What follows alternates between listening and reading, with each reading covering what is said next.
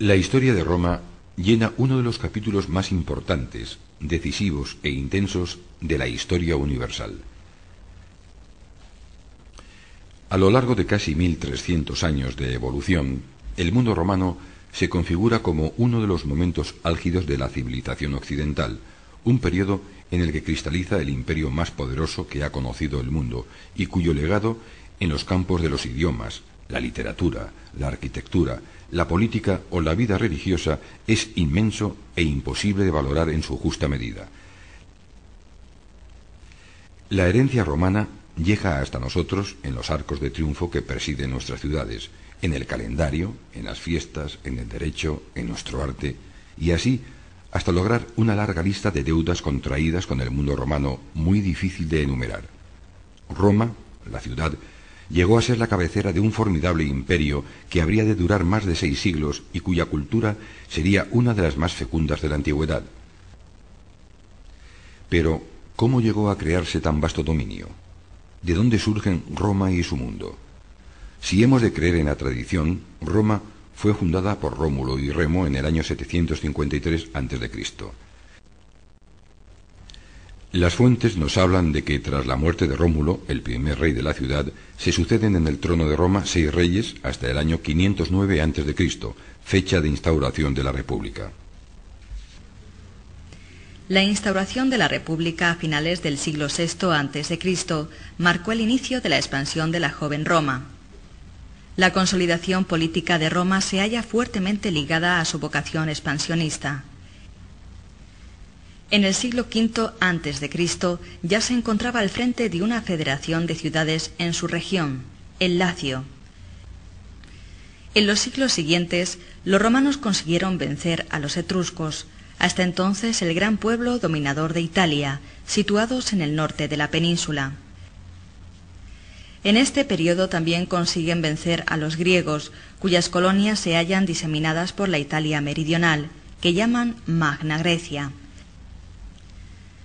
El siguiente objetivo, el control de la navegación por el Mediterráneo, lo obtuvieron tras vencer a los cartagineses en las llamadas guerras púnicas desarrolladas entre los años 218 y 202 a.C.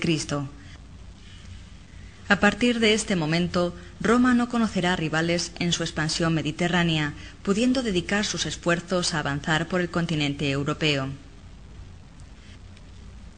A la muerte de César, en el año 44 a.C., Roma controla toda la península itálica, la Galia, la Germania, la mayor parte de la península ibérica, buena parte del norte de África, Dalmacia, Macedonia, la península griega y parte de la Anatolia, Chipre, Cilicia y una franja de la costa de Oriente Próximo. Su sucesor Octavio Augusto instaurará el imperio e incrementará el poder de Roma al conquistar la cornisa cantábrica ibérica, los Alpes, Retia, Nórico, la Panonia, Mesia, Galacia, Licia y Egipto. La expansión de Roma prosigue con los gobernantes siguientes. Los Julio Claudios, entre el año 14 y 68 de nuestra era, conquistan la zona sur de Britania, Mauritania, Siria, Judea, Capadocia, Panfilia y Tracia. La dinastía Flavia, entre los años 68 y 96, solo ampliará el imperio a los campos de Cumates y la zona central de Britania. Dacia y Arabia serán las incorporaciones de la dinastía antoniana a lo largo del siglo II, mientras que los severos toman parte de la actual Argelia. Roma se encuentra en la cúspide de su poder.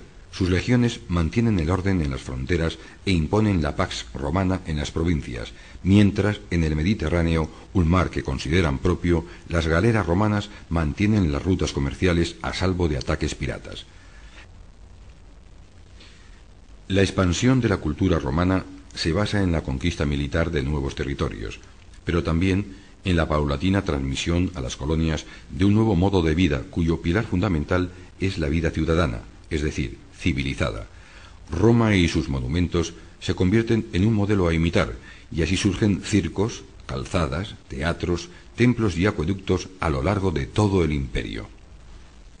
Ciudades y casas manifiestan el gusto romano por una vida plena de comodidad. Las termas se convierten, además, en un lugar de reunión y ocio, un espacio público en el que los ciudadanos adinerados pasan buena parte de su tiempo relacionándose, charlando o haciendo ejercicio. Pero el poder de Roma se basa en la expansión territorial.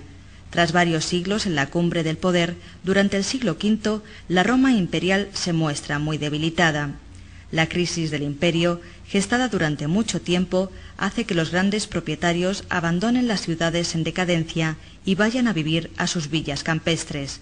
Las fronteras del imperio se encuentran amenazadas por pueblos que los romanos llaman bárbaros, extranjeros, con costumbres y lenguas distintas. La presión exterior se hace acompañar de una inmensa fragilidad en lo interior.